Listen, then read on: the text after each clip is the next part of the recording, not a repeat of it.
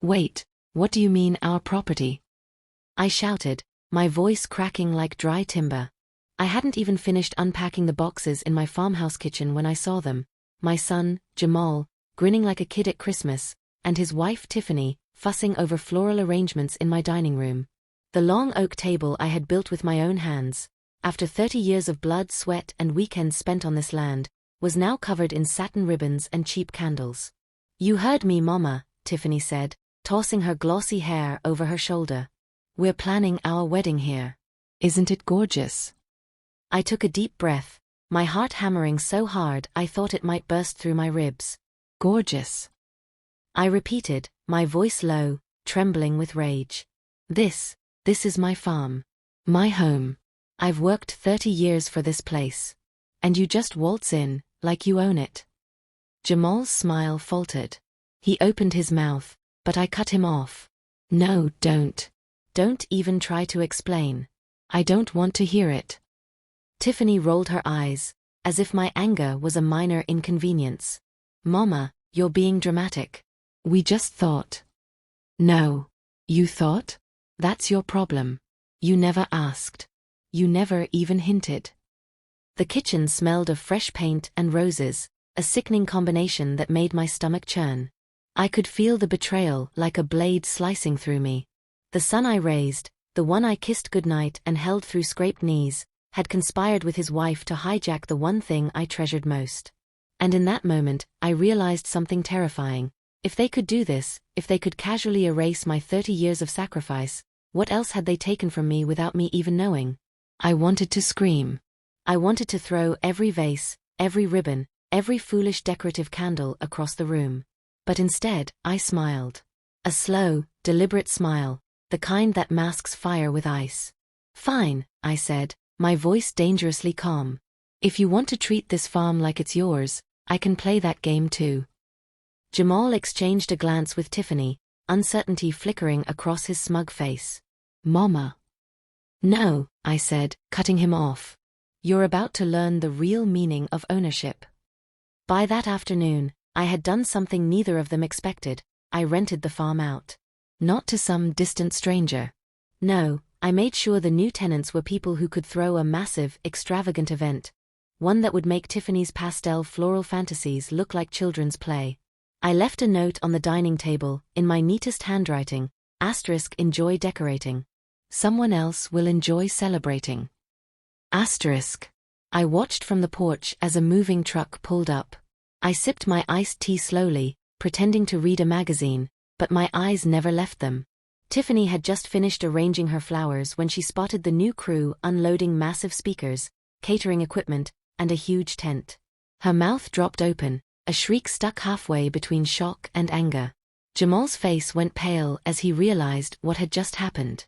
"Mom," he started, panic rising in his voice. I waved him off. "Go ahead, explain to them why your wedding venue just got rented out today. I'll wait." The way Tiffany's hands shook as she dialed someone, probably a wedding planner, almost made me laugh. Almost. I had worked for decades to build this farm, to make it a sanctuary, and now, finally, I had reclaimed my power. But this was only the beginning. They thought this was about flowers and tables.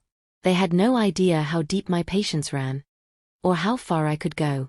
That night, I sat on the porch, the city lights of Atlanta twinkling in the distance, and I let the silence fill the space where anger had been. The hum of the crickets mixed with the distant sound of Jamal and Tiffany arguing inside. I sipped my tea again, slow and deliberate, and whispered to the night, "This is just the start. Just the start." And then my phone buzzed. A message from Tiffany sent to the wrong number. It was meant for me, but it revealed everything: their secret financial plan, the lies they'd told their friends, and a betrayal I hadn't even imagined. I leaned back, my pulse quickening. The game had just begun. The house was quiet when I woke the next morning, but not in the comforting way it usually was. The silence was tense, thick with the weight of unspoken anger. Jamal and Tiffany had barely slept, and I knew it before I even opened my eyes, the tension radiating through the walls like heat from a furnace. I stayed on the porch a little longer than usual, watching the sunrise hit the fields I'd labored over for decades. Each blade of grass, every gnarled tree in the orchard, was a reminder that this land was mine. And now, for the first time in years, I felt a flicker of power that I hadn't allowed myself to feel since Jamal had been a boy. Inside, I could hear muffled voices.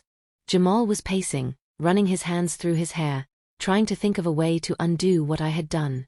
Tiffany's voice was higher, sharper, almost shrill, filled with panic and betrayal, though neither of them realized that I had been betrayed first. "You can't do this," Tiffany shouted. The words carried all the entitlement of someone who believed the world owed her obedience. "I did do it," I said from the doorway, startling them both. I didn't raise my voice. Calm had a power all its own. And I'm going to do a lot more if I have to. This is my farm. My rules. Jamal's jaw tightened.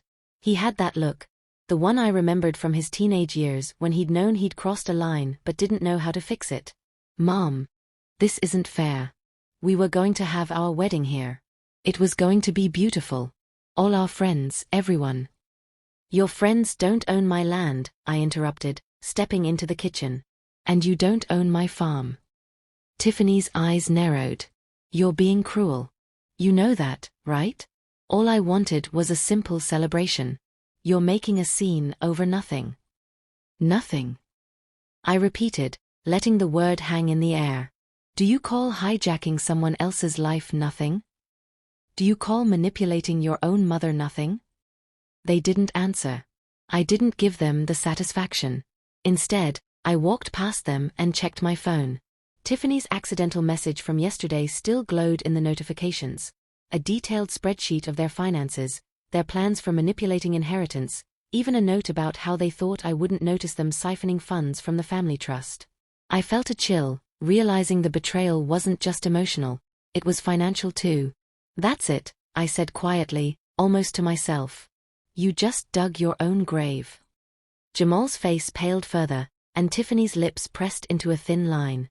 I could see the gears turning behind their eyes. They were trying to figure out how to turn this around without admitting they had been caught. But I had the upper hand now. I had patience, strategy, and the truth. Over the next few days, life in the house became a powder keg. They tiptoed around me, acting like the grandmother they had once ignored. Every word they spoke was carefully measured, every action hesitant. But even as I pretended to let it go, I was planning. I started small, planting seeds of doubt in their friends' minds. I casually mentioned the new tenants in conversations, letting my acquaintances in Atlanta's social circles know that the farm was now hosting extravagant events without Jamal and Tiffany's approval. By the end of the week, I had created whispers of confusion and gossip among the people who were supposed to celebrate their wedding. Then came the call from the rental company. The tenants were arriving in a convoy of black SUVs, and they wanted full access to the property immediately. Tiffany saw me talking to them through the window, smiling politely while they unloaded catering trucks, lighting up tents, and rolling in luxury furniture. Her face drained of color. "You can't let them do this," she screamed, running to the door. "Oh, I already did," I said, enjoying the sound of her fury. "Consider it a learning experience." Jamal grabbed her arm, trying to calm her down, but even he was trembling. I could see the fight leaving his eyes, replaced by the panic of a man who realized he was no longer in control. By mid-afternoon, the first group of guests had arrived for the rented event. Tiffany tried to stop them, waving her hands frantically, but the security guards, professional and unfazed, escorted her politely out of the way. Jamal was muttering under his breath, a mix of curses and pleas. I stayed on the porch, sipping iced tea, watching their public humiliation unfold. Every attempt Tiffany made to assert dominance was crushed under polite authority and the cold fact that they had no legal claim here. And then it happened. The bride's dress delivery, the one Tiffany had specially ordered, arrived. A dozen white boxes stacked on the driveway, labeled for wedding decorations. Tiffany froze. She realized the irony immediately. Her obsession with appearances, her careful planning, was completely useless now. The house she thought she controlled was buzzing with strangers who treated it like their own stage. Her anger morphed into panic, then desperation. Jamal was on the phone with someone I didn't recognize, speaking rapidly, trying to negotiate, to bribe, to reason, but it was too late. By now, The farm was alive with strangers. Music, laughter, and the smell of gourmet food filled the air. Tiffany and Jamal's plans were crumbling. I felt a strange mixture of satisfaction and sorrow. Satisfying as it was to see them humbled, I couldn't ignore the ache in my chest.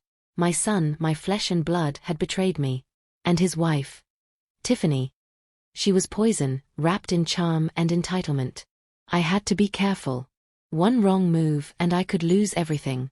As evening fell, I finally went inside. Tiffany was sitting on the floor in the middle of the living room, her floral arrangements scattered around her like casualties of a battle. Jamal sat beside her, head in hands, silent. I knelt in front of them. "Look at this," I said, gesturing toward the chaos outside.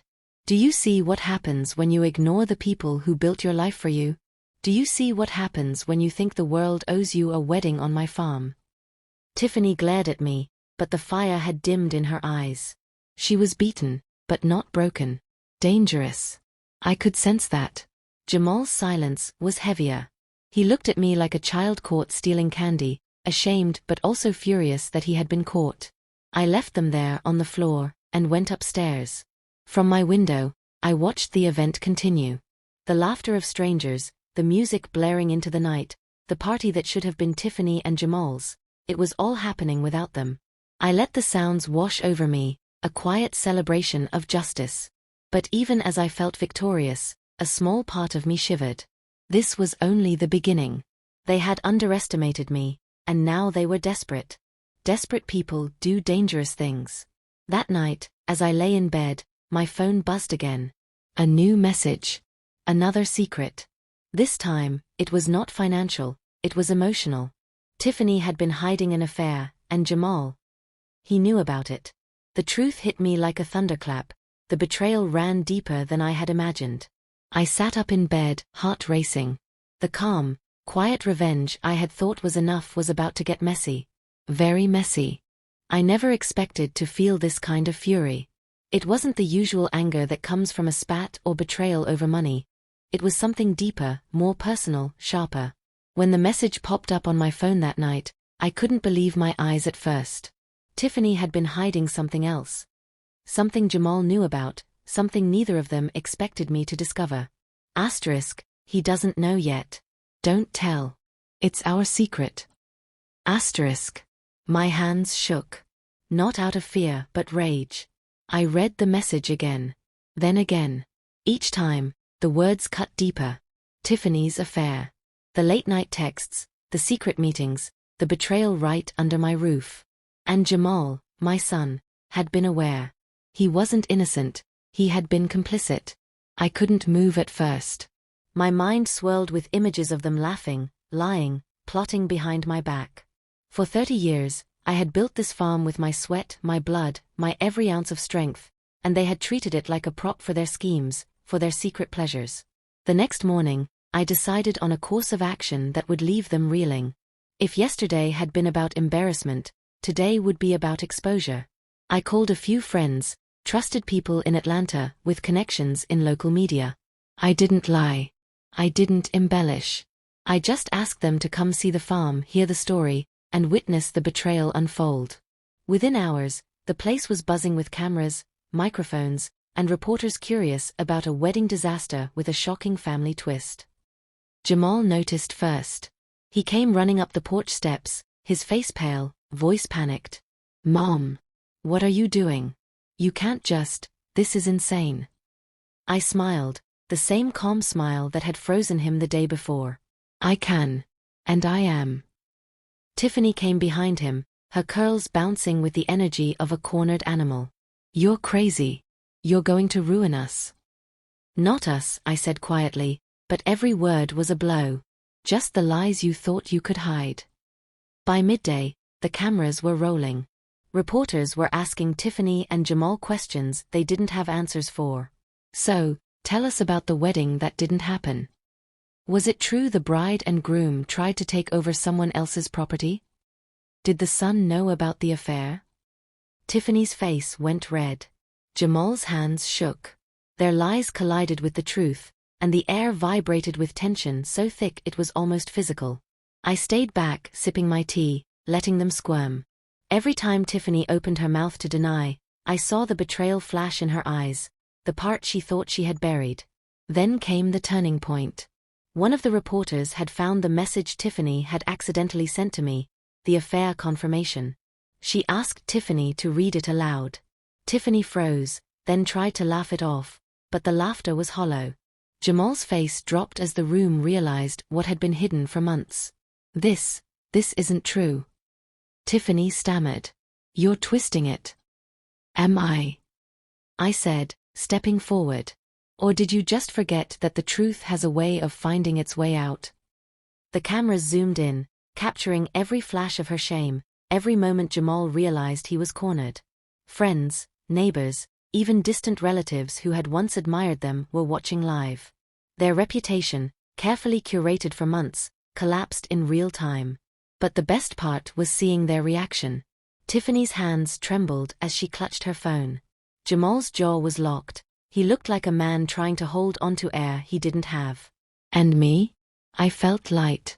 Relieved. Free. The betrayal had been exposed, and now, for the first time in decades, I wasn't the one who was powerless. I didn't stop there. Later that evening, I used the knowledge I had gained to tighten the legal leash around them.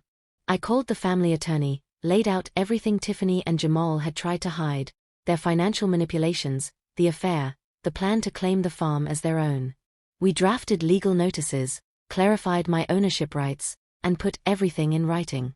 By morning, Tiffany and Jamal received documents they couldn't ignore, documents that reminded them exactly who held the power. I watched them read, watched their faces fall. Tiffany's tears weren't for me, they were for herself. For the image she had tried to project. Jamal's silence was deafening. They realized that the farm was untouchable, that their plans had failed, and that their lies had been laid bare. Then came the twist I hadn't anticipated. My phone buzzed again. Another message, this one from someone I didn't know. A voice from Tiffany's affair. Threats. Claims of blackmail. Promises that if I didn't back off, they would reveal secrets about me that could ruin everything I had built. I didn't panic. Not yet. Instead, I smiled. Every move Tiffany and Jamal had made relied on underestimating me.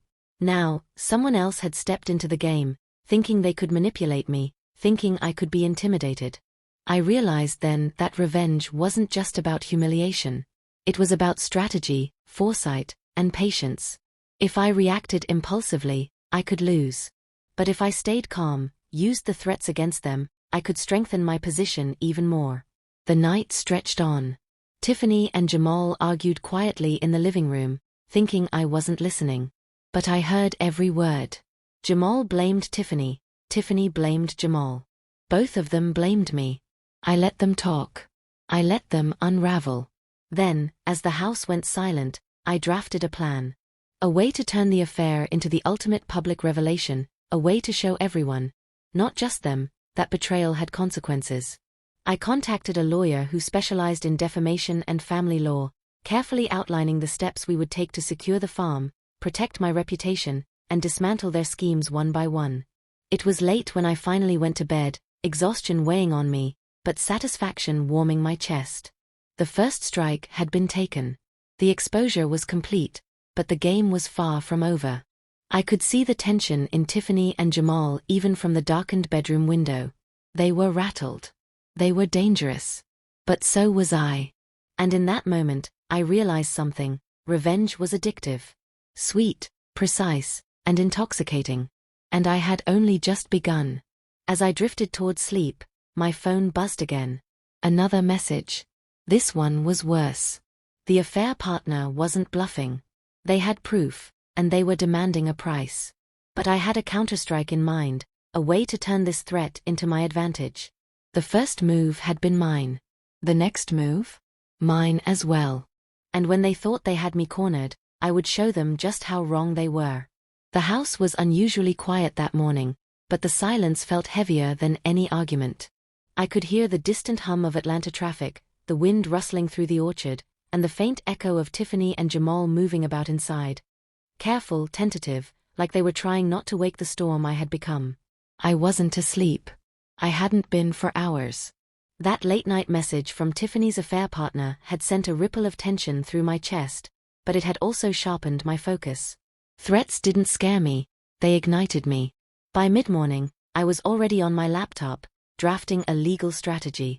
The documents I had prepared the night before weren't just defensive, they were offensive.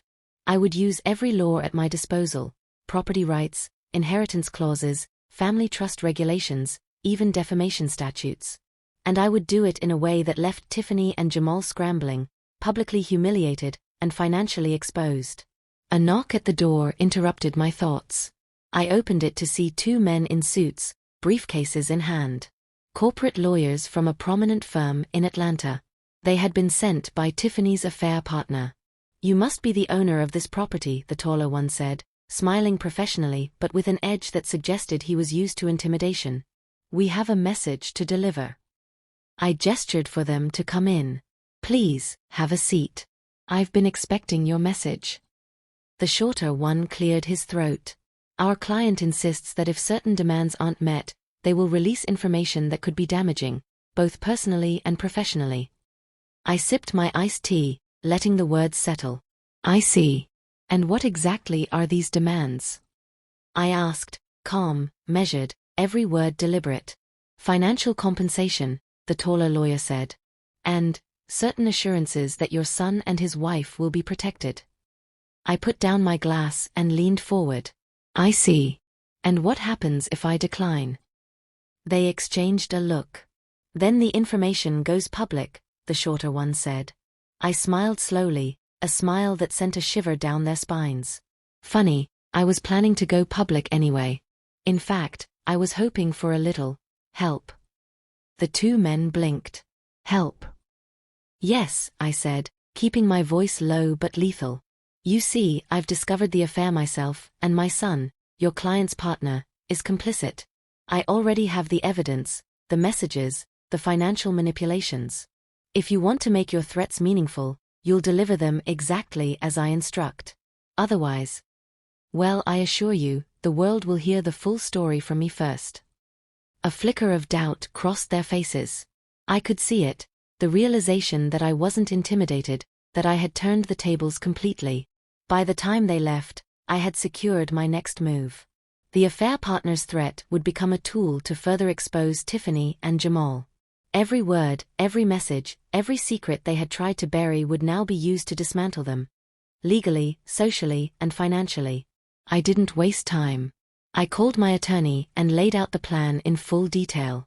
The farm's rental contracts, the pending events, the exposure of Tiffany's affair, all of it would be coordinated. By the end of the week, they wouldn't know which way was up. Jamal and Tiffany didn't know what had happened yet.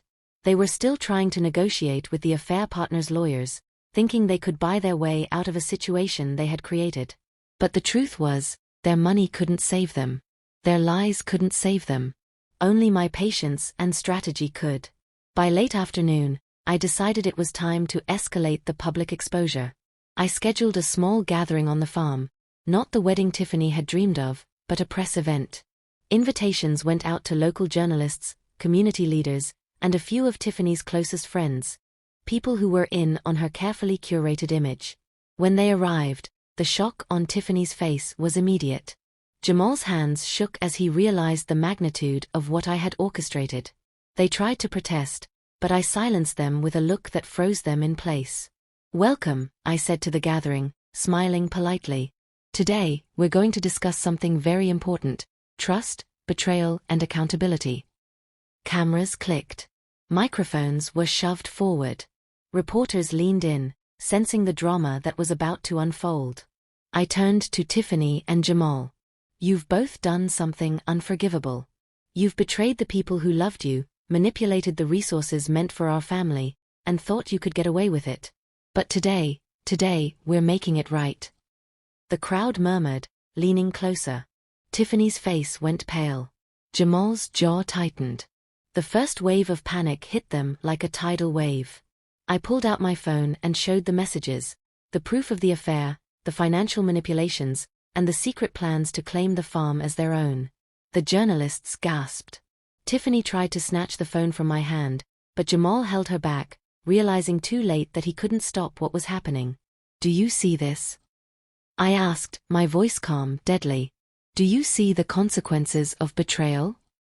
I handed copies of the messages to the reporters. "This is the truth," I said. "And the world will know it." Tiffany shrieked, Jamal shouted, but the cameras were already rolling. Social media would explode before the sun even set. Friends, family, acquaintances, they would all see the lies, the betrayal, and the deception that had been hidden for months. Then came the twist. Tiffany's affair partner, realizing they had lost leverage, called during the event. I answered calmly, speakerphone on. "Yes," I said, pretending to listen, letting the crowd hear every word. "Oh, so now you're afraid? Interesting. You see, the threats you made are no longer effective. In fact, they've become part of the evidence. Thank you for confirming everything." She, or he, stammered, realizing the tables had turned completely. I smiled at Tiffany and Jamal. "You see? Every move you thought would protect you has backfired." By the time the gathering ended, Tiffany and Jamal were broken. Not physically, but socially, emotionally, and financially. Their carefully constructed world had crumbled, and I had orchestrated it without raising my voice or losing control. That night, I sat on the porch, looking out over the farm. The sunset painted the sky in fiery oranges and deep purples, a reflection of the rage and triumph I felt inside. My tea had gone cold, but I didn't care. I realized then that revenge wasn't just about payback. It was about reclaiming power, about showing people that betrayal has consequences, and about protecting the things you've built with your own hands. But even as I allowed myself a moment of satisfaction, a small part of me knew this wasn't over. Tiffany and Jamal would try something. They were desperate, dangerous, and capable of schemes I couldn't yet predict. The game had just reached a new level, and the stakes were higher than ever. As I closed the door behind me, my phone buzzed again. Another message. Another threat. But this time, it wasn't from Tiffany, Jamal, or even the affair partner. It was from someone else entirely. Someone who had been watching, waiting, and now wanted in on the chaos. I didn't flinch. I didn't panic. I smiled. The storm was coming, and I was ready. The knock came just after midnight. It wasn't polite, like the lawyer's knock. It wasn't tentative, like Jamal's when he wanted to talk. This knock was hard, violent, the kind that rattles the frame and makes your gut twist. I slipped out of bed and grabbed the iron poker from the fireplace, my hand steady even though my pulse thundered. Whoever it was, they hadn't come to negotiate. They had come to send a message. When I opened the door, the night air hit me like a slap. A man stood on the porch, tall, broad, dressed in all black. His face was shadowed by a hood, but his voice was sharp, cutting. "You need to back off," he said, his tone flat and dangerous. "You've made powerful people very unhappy." I tightened my grip on the poker. "And who exactly are these powerful people?" "You already know," he said. "Stop with the games. Drop the legal nonsense. Stop humiliating them in public. Or next time, we won't just knock." Behind him, a car idled on the gravel driveway. Dark windows. Another figure in the passenger seat. Watching. Waiting. I didn't flinch. I didn't blink. I raised the poker just enough to make my point. "Tell whoever sent you that I've been through worse storms than this farm has weathered. And if they want to fight, they better bring more than threats." The man's jaw tightened.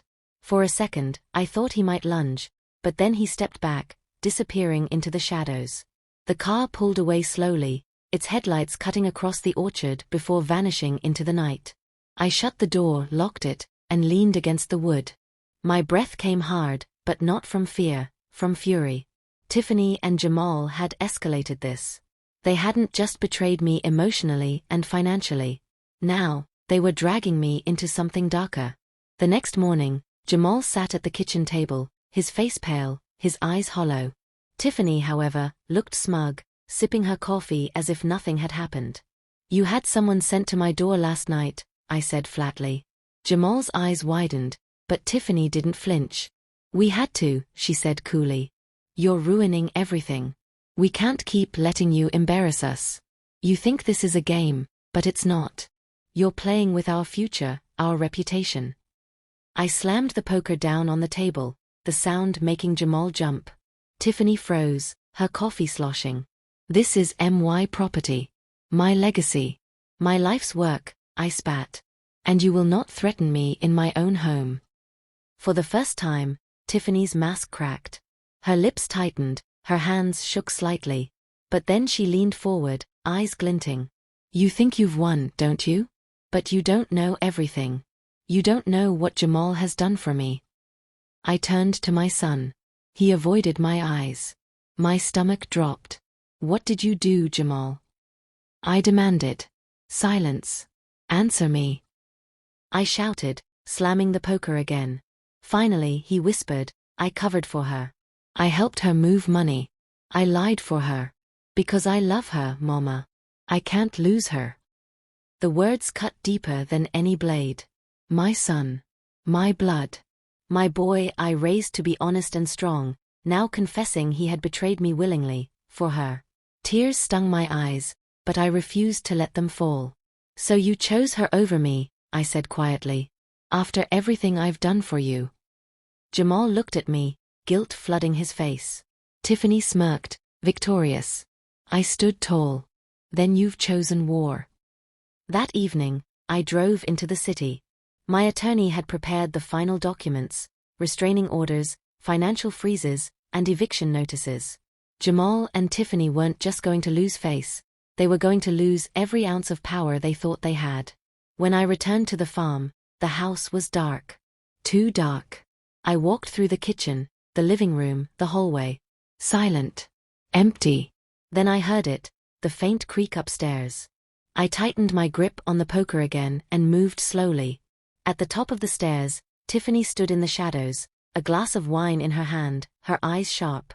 You're making a mistake, she said, her voice low. You think humiliating us will give you peace? It won't. It'll only make things worse. Worse for who? I asked. She smiled, a cold, cruel smile. For you. Before I could respond, Jamal stepped out of the bedroom.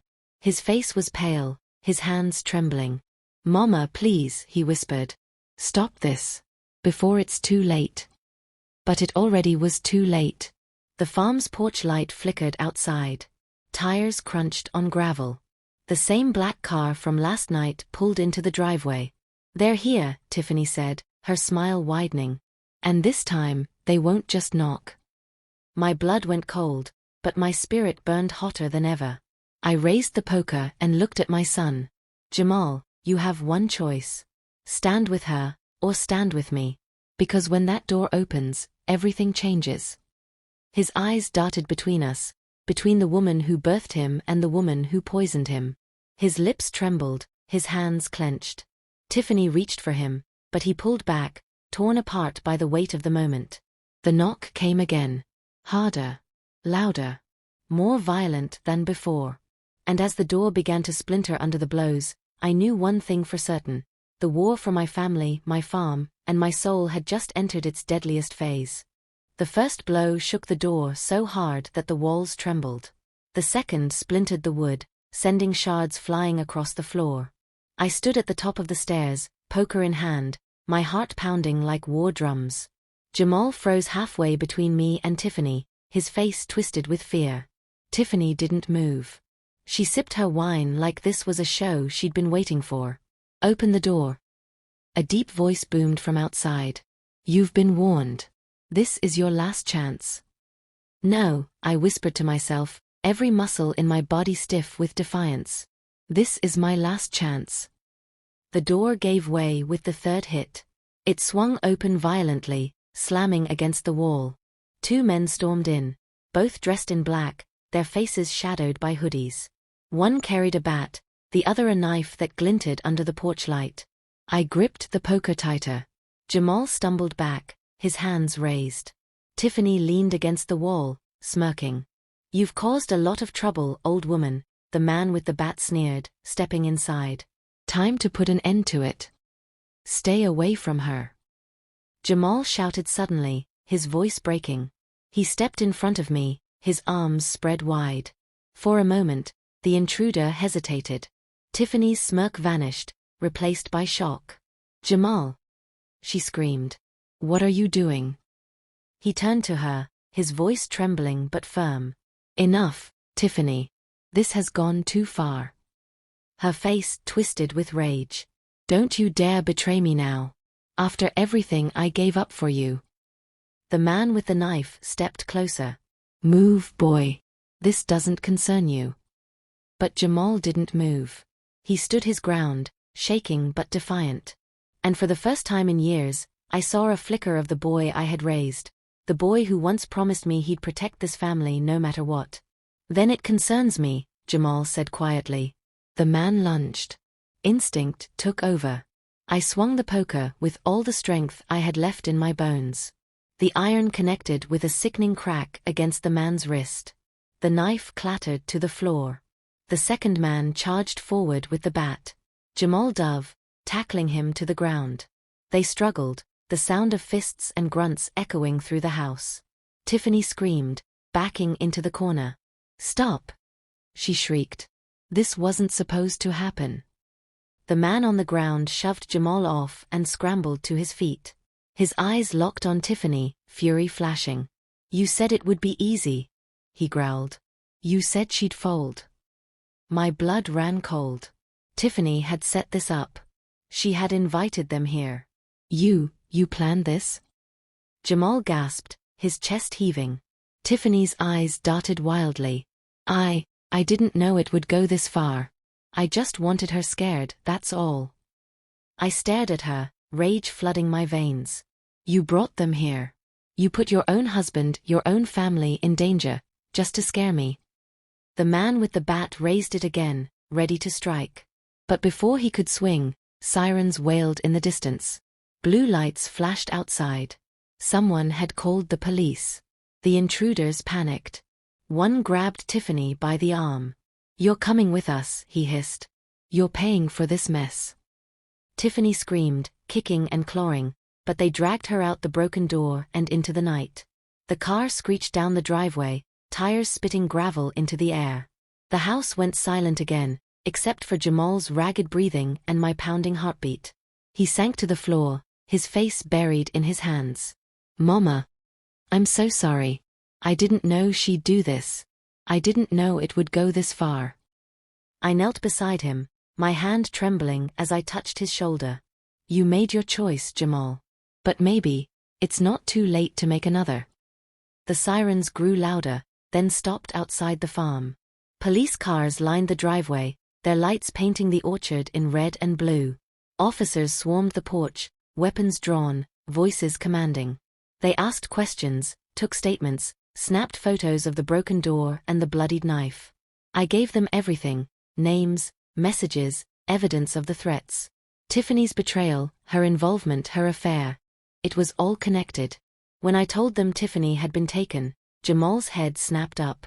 "We have to get her back," he whispered desperately. I looked at him hard. "After everything she's done?"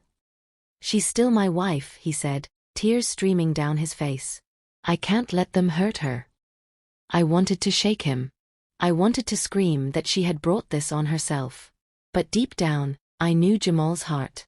He was torn, broken, but still clinging to the woman who had poisoned him. The police promised to search, to track down the car. They asked us to stay inside, to stay safe. But Jamal couldn't sit still. As soon as they left, he grabbed his jacket. "I have to go," he said, his voice hoarse. "I can't just sit here while she's out there." "Jamal, no," I begged, my chest aching. "This isn't your fight anymore. She chose her path. Don't follow her into the dark." But he shook his head, determination burning in his eyes. "I have to, Mama. If I don't, I'll never forgive myself." And before I could stop him, he was gone. I stood in the doorway, staring at the empty driveway, the night swallowing him whole. My hands shook, my body weak, but my mind racing. This wasn't just about betrayal anymore. It wasn't just about revenge or humiliation. This had become a war, and now my son was caught in the crossfire. I whispered to the night, my voice steady despite the tears threatening to fall. "If she takes him from me, If she destroys him too, I'll burn everything she loves to the ground. The farm stood silent around me, the broken door swinging on its hinges. The orchard rustled with the wind. And deep in the distance, I thought I heard another car engine, slow, deliberate, approaching. Whoever it was, the fight wasn't over. It had only just begun. The house felt colder after Jamal left. I stood in the wreckage, the broken door, the shards of glass, the overturned chairs, everything reeked of violation. My farm, my sanctuary, the place I'd built with 30 years of sweat and sacrifice, no longer felt safe. The silence pressed heavy on my chest. For the first time since this war began, I felt the weight of it settle on me, crushing, suffocating. I sat on the edge of the couch, poker still in hand, staring at the empty doorway. My son was out there, chasing a woman who had betrayed him, betrayed me, betrayed us all. And I couldn't follow. Not yet. The phone buzzed on the table. Unknown number. I hesitated, then answered. Hello. At first, nothing. Just breathing. Then a woman's voice, low, trembling, almost desperate. You don't know me, she said, but you need to listen. Tiffany's not what you think she is. She's worse. My stomach tightened. Who is this? She doesn't just cheat, doesn't just lie. She uses people. She drains them until there's nothing left. And Jamal, he doesn't see it yet, but she'll ruin him if you don't stop her. I gripped the phone tighter. Why are you telling me this? A pause. Then, because she ruined me too. The line went dead. I sat frozen, the weight of the words sinking in. Tiffany's destruction stretched further than I knew. She wasn't just a betrayer, she was a predator. And Jamal was still in her claws. By morning, the police called. No leads on Tiffany, no trace of the car. They said they'd keep looking, but I heard the fatigue in their voices. I couldn't rely on them. I drove into town, my hands trembling on the wheel. Everywhere I looked, whispers followed me. Neighbors turned their heads. Old friends crossed the street. The news had spread, about the wedding, the betrayal, the attack. My private war had gone public, and now my humiliation was everyone's entertainment. At the grocery store, an old church sister, Mrs. Wallace, stopped me. Her voice was gentle, but her eyes sharp. Baby, you holding up? She asked, patting my arm. I'm fine, I lied, forcing a smile. She leaned closer, her voice dropping. Don't let that girl destroy your family. Sometimes the devil comes wearing perfume and pretty hair. Don't let him take what's yours. Her words cut deep, reminding me of every sermon I'd half listened to, every warning I'd brushed aside. Maybe Tiffany wasn't just a mistake. Maybe she was the test I'd been warned about all along. Back at the farm, I found Jamal's old room. Dust on the dresser, trophies from high school ball games, photos of him smiling beside me. I sat on his bed, clutching a framed picture of him at 12 years old, his arm around my shoulders. Back then, his loyalty had been unquestioned. Back then, it was just me and him against the world. Now, it felt like I was losing him to someone who didn't deserve him. The phone rang again, this time, Jamal's number. I snatched it up. Jamal? Where are you? His voice was rushed, panicked. Mama, I found her. They're keeping her in some rundown house on the edge of the city. But it's bad. These men, they're dangerous. I don't know what to do. My heart jumped. Where exactly are you? Before he could answer, the line crackled. A man's voice replaced his. Deep. Cold. Stay out of this. If you want your boy alive, keep your mouth shut. Click. The silence that followed was worse than any scream. I dropped the phone, my knees buckling. They had him. They had my son. The rage I'd been holding back came flooding in, hot and relentless. They thought they could scare me, silence me, take everything I loved. They didn't know who they were dealing with. I grabbed my keys. If the police couldn't save him, then I would. But before I reached the door, I saw it. An envelope slipped under the frame, almost hidden by the broken wood. My hands shook as I picked it up and tore it open. Inside was a photo. Jamal, tied to a chair, bruised but alive. Behind him, Tiffany stood smiling, her hand on his shoulder like she was proud. On the back, scrawled in red ink, "Your move." My breath caught. Tiffany wasn't the victim. She wasn't being held against her will. She was in on it. She had betrayed him too. The room spun around me, anger and grief colliding in my chest. My boy had thrown himself into the fire for her, and she had lit the match. I sank into the chair, the photo trembling in my hand. I wanted to scream, to cry, to smash every window in this house. But instead, I closed my eyes, forced my breathing steady, and made myself a promise. This war wasn't about Tiffany anymore. It wasn't even about revenge. It was about saving Jamal, from her, from them, from himself. And if it cost me everything, so be it. I folded the photo, slipped it into my pocket, and whispered to the empty room. "You wanted my move? You're about to get it." The wind howled through the broken door, the orchard outside bending and groaning under the storm. Somewhere in the city, my son was chained to the very woman who betrayed him. And I was done waiting for someone else to save him. The city streets blurred past as I drove, headlights cutting through the night. The photo burned in my pocket, every glance at it fueling the fire in my chest. Tiffany's smirk. Jamal tied down. My son, my blood, caught in her trap. They had dared me to make my move. I was about to. The address scrawled on the back of the photo wasn't far. A rundown house on the south side, windows boarded, graffiti across the walls. It was the kind of place folks disappeared into and never came out. I killed the engine a block away and sat in the silence. My hands tightened on the steering wheel until my knuckles went white. Fear whispered in the back of my mind, but rage screamed louder. I opened the glove compartment and pulled out the pistol I hadn't touched in years. It had belonged to my late husband. I'd kept it tucked away for emergencies. Tonight, the emergency was here. I tucked it into my coat and stepped out, the gravel crunching under my boots. Inside the house, muffled voices echoed. Male laughter. Tiffany's sharper, high-pitched tone cutting through. I crept closer, peeking through a gap in the boards. There he was. Jamal. Tied to a chair, blood trickling from his lip. His eyes swollen but still alive, still searching. And beside him, Tiffany. Leaning against the wall, glass of wine in her hand, laughing with the men like this was just another party. "Your mama's stubborn," she was saying. But I knew she'd come. She always does. She can't resist trying to save you. One of the men snorted. "And when she does, we'll finally shut her up." Tiffany's smile widened. "Exactly." My stomach twisted. My son's wife wasn't just a betrayer. She was a traitor plotting my death. I slipped inside through the back door, moving slow, quiet, every step heavy with purpose. The living room was dim, a single bulb swinging from the ceiling. The men leaned over a table, counting cash. Tiffany stood near Jamal, sipping wine like a queen surveying her kingdom. "Don't cry, baby," she cooed, brushing Jamal's cheek. "Once this is over, we'll be free. No more farm, no more mother. Just us."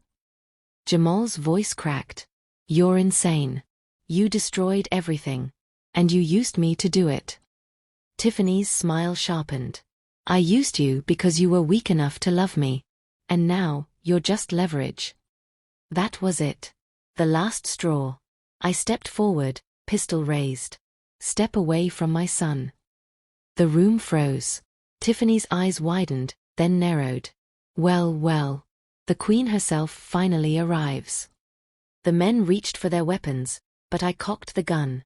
"Don't even try it." Jamal's eyes filled with tears. "Mama." I moved closer, never lowering the gun. I built 30 years of life with my bare hands. And I'll be damned if I let a snake like you burn it all down. Tiffany laughed, a cruel, mocking sound. "You think you're in control here? Look around. You're outnumbered, outgunned. You're just an old woman clinging to a pile of dirt." "That dirt fed you," I snapped. "That dirt raised him. And it'll bury you before I let you take it." The tension cracked like thunder. One of the men lunged. I fired. The bullet tore through the wall, close enough to send him stumbling back. "Next one won't miss," I growled. Tiffany's mask slipped. Her smile faltered, her hands tightening on the glass. "You won't shoot me," she said, her voice trembling now. "You don't have it in you." I stepped closer, pressing the barrel against her chest. "Try me." For a moment, silence. Just Jamal's ragged breathing, the hum of the bulb, the blood pounding in my ears. Then Tiffany's bravado shattered. She dropped the glass, her hands raised. "Wait. We can work something out. Money. The farm. Whatever you want." "I want my son back," I said coldly. I swung the gun toward the ropes holding Jamal and fired. The cord snapped, freeing him. He stumbled forward into my arms, his body shaking. One of the men cursed and grabbed the bat. Jamal snatched it mid-swing and brought it down hard, sending the man crashing to the floor. The other bolted through the door, disappearing into the night. That left Tiffany. She backed into the corner, her face pale now, stripped of her arrogance. "Jamal, please," she whispered. "Tell her not to do this. I love you. Everything I did for us." Jamal stared at her, his chest heaving. His hands shook, not from fear, but from fury. "You don't love me," he said, his voice breaking. "You never did. You just loved what I could give you. And I almost let you destroy the only person who ever truly loved me." Tiffany's lip trembled. "No, baby, don't say that." He cut her off. "Get out." Her eyes widened. "What?" "You heard me," he said, louder this time. "Get out. Before I forget you're still breathing." Tears spilled down her face, but I saw no real sorrow, just fear. She stumbled toward the door, glancing back once, as if expecting Jamal to stop her. But he didn't. And then she was gone. The silence that followed was heavy, suffocating. Jamal dropped the bat, his body sagging. He turned to me, his eyes full of guilt. "Mama," he whispered. "I'm sorry. For everything. I should have listened. I should have believed you." I held his face in my hands, my own tears finally falling. "You're my son. I'll always fight for you. Even when you lose your way." We stood there, broken but together, as the sirens grew louder outside. The police burst in minutes later, finding the wreckage, the blood, the proof of everything Tiffany had done. They asked questions.